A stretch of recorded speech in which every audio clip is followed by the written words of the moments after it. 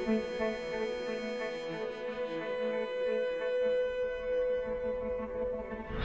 viena tāda ļoti būtīga tēma, kas var likties problemātiska, kā svētvietas. Šī kapa kultūra Latvijā, viņa pastāv.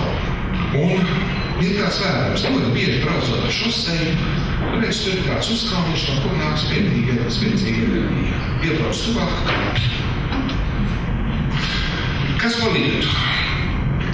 Mūsu senči, latvieši, ļoti bieži kapus ierīkoja vecus svētkus, jo viņiem gribējās satiekties ar senču gariem, un tā kā, teiksim, šī vietā šī sastāv kopīgo informāciju dzīvo telpu, uz kuriem, teiksim, citiem plāniem astrāla augstāk, teiksim, aizdevināt, šī vietā šis kontakts ar senču gariem varēja būt labāks.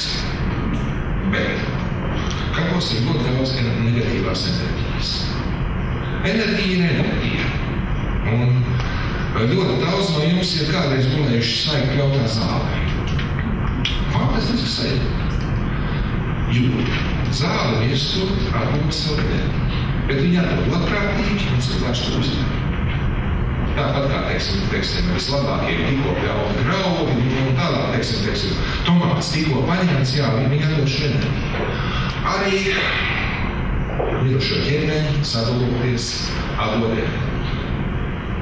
Tikai kādas kvalitātes enerģija tā ir.